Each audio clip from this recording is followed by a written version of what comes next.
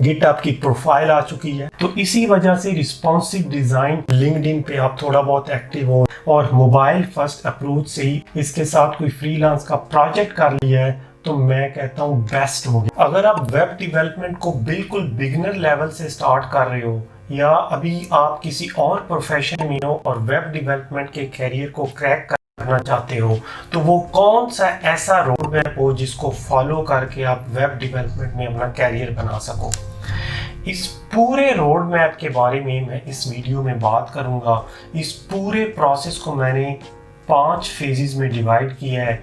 Basically जो पहले 2 phases हैं वो आपकी एक बेसिक सी अंडरस्टैंडिंग है और इनको आप इसी ऑर्डर में फॉलो करो। फेज 3 और फेज 4 को आप शफल कर सकते हो और किसी भी ऑर्डर में सीख सकते हो। और फेज 5 बेसिकली आपकी जॉब एप्लीकेशंस जिसमें आप सेंड करना स्टार्ट करोगे। तो चलिए स्टार्ट करते हैं। फेज 1 बेसिकली आपका जो है ना ग्राउंड लेवल है, बेसिक फ्रंट एंड है। इसमें बेसिकली एक तो आपने अपने कॉन्सेप्ट्स के ऊपर काम करना है और दूसरा 3 कोर टेक्नोलॉजीज के ऊपर काम करना है, HTML, CSS और जावास्क्रिप्ट। बेसिक कॉन्सेप्ट्स की अगर बात करें तो उसमें आता है फ्रंट एंड क्या होता है, बैक एंड क्या होता है, क्लाइंट क्या होता है, सर्वर क्या होता है और एक बेसिक सी वेब एप्लीकेशन काम कैसे करती है। अगर मैं सादा अल्फाज में आपको बताऊं तो जो क्लाइंट है, जितने भी आपके वेब ब्राउजर्स हैं वो बेसिकली क्लाइंट का काम करते हैं और सर्वर बेसिकली वो रिमोट कंप्यूटर है जिसमें आपका पूरा वेब एप्लीकेशन का कोड जो है फाइल्स की फॉर्म में वहाँ पे पड़ा हुआ है। और इस तरीके से फिर क्लाइंट और सर्वर में कम्युनिकेशन होती है और सर्वर जो है 3 फाइल्स HTML, CSS और जावास्क्रिप्ट की 3 फाइल्स क्लाइंट को भेजता है और क्लाइंट फिर इन 3 फाइल्स की मदद से आपकी वेब एप्लीकेशन को रेडी करता है। HTML बेसिकली आपके वेब पेज का स्केलेटन है। ये बेसिकली जो है इसमें आपके जो बटन्स हैं, इनपुट्स हैं, टेक्स्ट है, हेडिंग्स है, वो सारी डिफाइन होती हैं और जितनी भी स्टाइलिंग है, जो भी आपने जिस कलर का बैकग्राउंड हो, कैसा फॉन्ट हो, फॉन्ट साइज क्या हो, ये सारे जो स्टाइल्स हैं वो CSS की मदद से अपने वेब पेज में आप भर देते हो। और इसके बाद जब यूज़र इंटरेक्ट करता है आपके वेब पेज के साथ, मान लो कि कोई बटन क्लिक करता है या इनपुट में अपना डेटा एंटर करता है और उसके बाद जो यहाँ पे इंटरेक्टिविटी होती है वो आप जावास्क्रिप्ट की मदद से सारा कोड करते हो। तो ये तो हो गया एक बेसिक सी फाउंडेशन और इसके ऊपर आपने मल्टीपल प्रोजेक्ट्स बनाने हैं और अपनी फाउंडेशन को स्ट्रॉन्ग कर लेना है। जब आपने ये सारा काम कर लिया है उसके बाद आते हैं 2 इंपॉर्टेंट टूल्स और ये आता है आपका फेज 2। बेसिकली पैकेज मैनेजर होता क्या है? ये basically online collection of softwares हैं जो मुख्तलिफ लोगों ने ओपन सोर्स करके वहाँ पे बनाए हुए हैं और ये जो सॉफ्टवेयर्स हैं ये पैकेजेस की फॉर्म में अवेलेबल है। इनको आप अपने प्रोजेक्ट्स में डाउनलोड कर सकते हो, इंस्टॉल कर सकते हो और अपने प्रोजेक्ट्स में यूज़ कर सकते हो। मान के चलते हैं ये एक स्वाइपर का पैकेज है, इसमें आपके पास ये सारे फीचर्स हैं और बजाय इसके कि आप ग्राउंड लेवल से ये सारा कोड लिखो CSS में, HTML में, जावास्क्रिप्ट में और ये सारी फंक्शनैलिटी बनाओ, इससे आसान काम ये है कि आप अपने प्रोजेक्ट में ये वाला जो पैकेज है स्वाइपर का इसको इंस्टॉल करो और इन सारे फीचर्स को अपने प्रोजेक्ट में यूज करना स्टार्ट कर दो। ये तो हो गया पैकेज मैनेजर्स के बारे में। इसके बाद दूसरा जो टूल है वर्जन कंट्रोल। वर्जन कंट्रोल एक ऐसा सिस्टम है जिसके थ्रू आपके पूरे प्रोजेक्ट की जो हिस्ट्री है उसको रिकॉर्ड किया जाता है और इसकी मदद से आपके जितने आप अपने प्रोजेक्ट में जितने भी चेंजेस करते हो वो रिकॉर्ड में रहते हैं। मान के चलो कि अगर आपसे कोई गलती हो गई है तो आप पिछले वर्जन पे रिवर्ट कर सकते हो। तो इसमें सबसे फेमस जो वर्जन कंट्रोल सिस्टम है वो गिट है। आप गिट को यूज करोगे और एक बहुत ही फेमस वेबसाइट गिटहब के बारे में आपने सुना होगा। गिटहब जो है बेसिकली ऑनलाइन प्लेटफॉर्म है जिसकी जो अंडरग्राउंड जो टेक्नोलॉजी है वो गिट ही है और गिटहब पे जाके आप अपना अकाउंट बनाओगे और प्रोफाइल बनाओगे जहां पे आप अपना सारा कोड पुश करते जाओगे। अब फेज 2 तक आते आते अब आपके पास एक बेसिक फाउंडेशन हो गई है, कुछ सादा से प्रोजेक्ट्स भी बना लिए हैं, पैकेज मैनेजर को यूज़ करना आपने स्टार्ट कर दिया है अपने प्रोजेक्ट प्रोजेक्ट्स में, कुछ पैकेजेस को इंस्टॉल करके आपने अपने प्रोजेक्ट्स में यूज़ भी कर लिया है और जितना कोड है उसको आप गिटहब में डालते जा रहे हो। तो आपका एक बेसिक सा फाउंडेशन लेवल बन चुका है।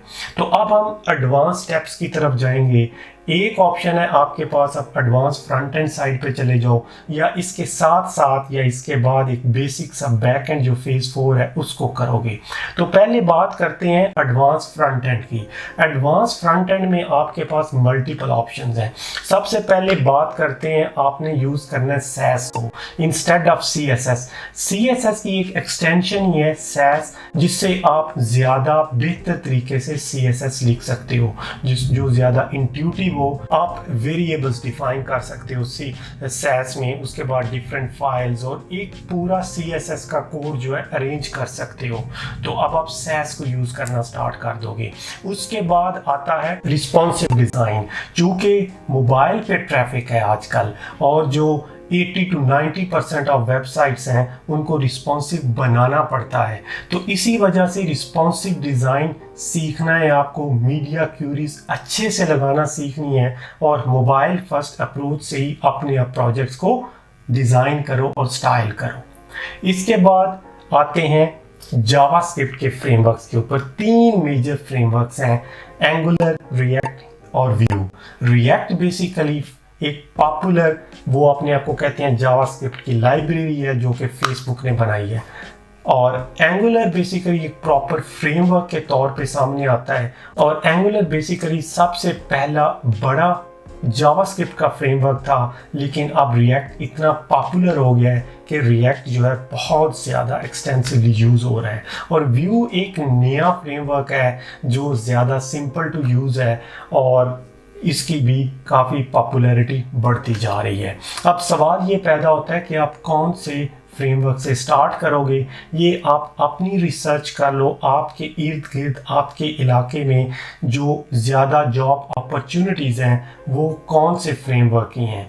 तो अगर आपको समझ नहीं आ रहा तो मैं रिकमेंड करूंगा आप रिएक्ट से स्टार्ट कर लो। बेसिकली यहाँ पे आइडिया ये है कि आपने कोर प्रिंसिपल्स और जो बैक एंड पे बेसिक कॉन्सेप्ट्स हैं, रिएक्ट या एंगुलर जो भी हो, जो फ्रेमवर्क जो फ्रंट एंड फ्रेमवर्क है जावास्क्रिप्ट का, उसके पीछे जो प्रिंसिपल्स काम करते हैं और पूरे कोड को जो आर्किटेक्चर करते हैं फ्रंट एंड साइड का, वो प्रिंसिपल्स समझने हैं। बाद में लेटर ऑन आप कभी भी दूसरे फ्रेमवर्क में, तीसरे फ्रेमवर्क में इजीली जंप कर सकते हो। इसके बाद मैं एक और चीज़ भी यहाँ पे आप रेकमेंड करूँगा, जब आपने ये इन सारे फ्रेमवर्क्स की मदद से प्रोजेक्ट्स बना लिए हैं, तो अब जब आप एग्जाम्पल लेते हैं, आपने कोई रिएक्ट का प्रोजेक्ट बना लिया है, तो उसी प्रोजेक्ट को आप रेप्लिकेट करके बजाय इसके कि आप उसमें सैस यूज़ करो, आप CSS का प्रॉपर फ्रेमवर्क यूज़ कर लो, जैसा कि बूटस्ट्रैप है। तो आपको एक अंडरस्टैंडिंग होगी कि बजाय इसके कि आप पूरा CSS खुद लिखो, आप इस तरीके के फ्रेमवर्क्स को भी यूज़ कर सकते हो जैसा कि बूटस्ट्रैप है।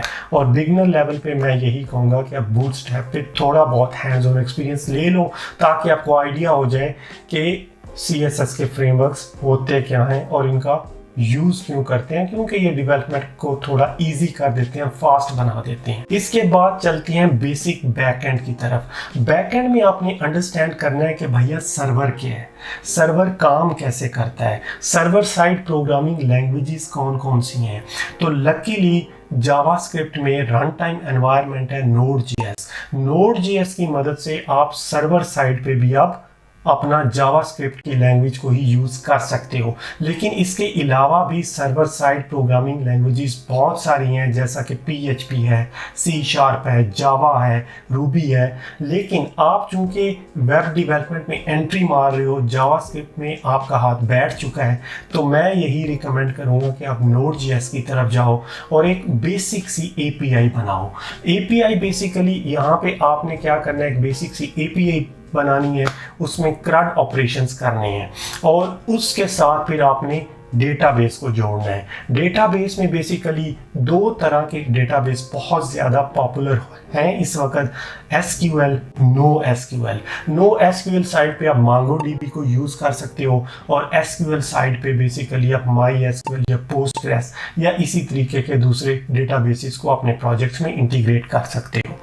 तो अब ये बेसिकली जब आप एक API बैकएंड API बनाओगे और उस सर्वर को बेसिकली आप रन करोगे और फिर फ्रंट एंड से उस बैकएंड API को कॉल करोगे और एक सिंपल सा full stack web application type आपके पास एक प्रोजेक्ट आएगा, तो आपको एक कंप्लीट अंडरस्टैंडिंग हो जाएगी कि एक web application front end side, back and side, database, ये कैसे तीनों चीज़ें कनेक्ट करती हैं। तो अब यहाँ पे आपका बेसिकली जो है ना कॉन्सेप्चुअल वर्क, प्रोजेक्ट वर्क काफ़ी हद तक आपकी जो ग्राउंड वर्क है, एडवांस लेवल है, वो काफ़ी हद तक स्ट्रॉन्ग हो चुका है। इन सारे फेजेस को करते करते अगर आपने इसके साथ कोई फ्रीलांस का प्रोजेक्ट कर लिया है तो मैं कहता हूँ बेस्ट हो गया सीन। अब आपने काम क्या करना है कि इस वक्त तक आपके पास गिटहब की प्रोफाइल आ चुकी है, लिंक्डइन पे आप थोड़ा बहुत एक्टिव हो, लिंक्डइन की प्रोफाइल भी अच्छे से आप मैनेज कर रहे हो, CV बना ली है, तो अब टाइम आ जाता है एप्लीकेशंस सेंड करने का। तो अब आप एप्लीकेशंस सेंड करो, लिंक्डइन पे लोगों के साथ कनेक्ट करो और उसके बाद जो असल काम है वो अब आपने कॉन्सेप्चुअल वर्क्स पे या इस तरीके के जो MCQs टाइप हैं उनके ऊपर भी काम करो। जब भी आपको इंटरव्यू की ऑफ़र हो उसको आप अच्छे से क्लियर कर सको। तो ये जो फेज़ 5 जो लास्ट फेज़ है ये बेसिकली एप्लीकेशंस का फेज़ है और ये चलता रहेगा जब तक आपके पास फाइनल ऑफ़र नहीं आती। तो इन पूरे फेजेस को आप किस तरीके से करते हो, कितना टाइम लगाते हो हर फेज पे, ये सब आपके ऊपर डिपेंड करता है।